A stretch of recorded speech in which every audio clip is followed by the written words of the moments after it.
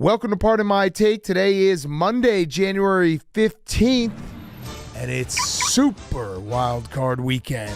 Whap! Whap! Whap! Whap! The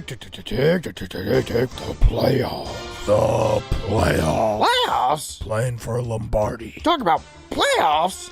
We start in Houston, where Joe Biden Flacco got confused multiple times and couldn't remember which team to throw to, as Father Time continues to be undefeated. Talking lying dog-faced pony soldiers here. The Texans put Cleveland in the funny papers as Dalton Charles Schultz made the Charlie Brown's defense look like a joke. And speaking of comics, Steven Nelson Munn said, ha ha, as he ran back a touchdown for 84 yards. Texans fans are in la-la land as D'Amico Ryan Gosling has the upstart team driving to the second round.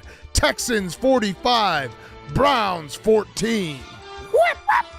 In the frozen tundra of Kansas City, it felt like it was 30 below, which was also Tua's quarterback rating.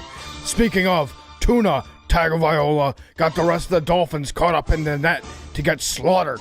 Rashid Condoleezza Rice preemptively invaded Miami's secondary, scoring a touchdown and racking up 130 yards. And meanwhile, Mike McDaniel Day-Lewis needs to put down the weed and pick up the meth acting to teach his team how to play man football. Another collapse for the motherfucking Dolphins. Chiefs 35, Dolphins 7. We have a special guest in the Big D. We're going to take it down to our reporter who's on the scene, Henry Lockwood. This is AI Hank Lockwood. I'm in the Big D where Jordan Love was in the air.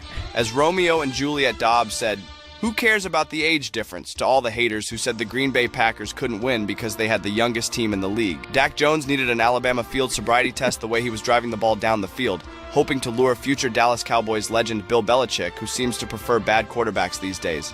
People are looking at Dak and saying that motherfucker isn't real, just like the lighthouse. There is a long list of Cowboys playoff collapses, enough to make an entire Mount Rushmore, and this one definitely belongs on it, even though I wouldn't pick it in Mount Rushmore season, because I am sadly very bad at choosing Mount Rushmores.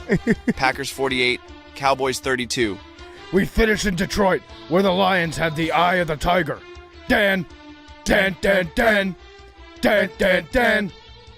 Campbell. Puka Nacua tried to kidnap the governor of Michigan's heart, going for 181 yards and a touchdown.